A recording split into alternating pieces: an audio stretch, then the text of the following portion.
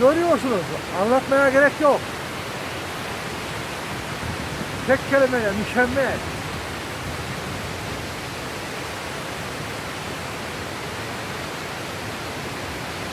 Görüyorsunuz.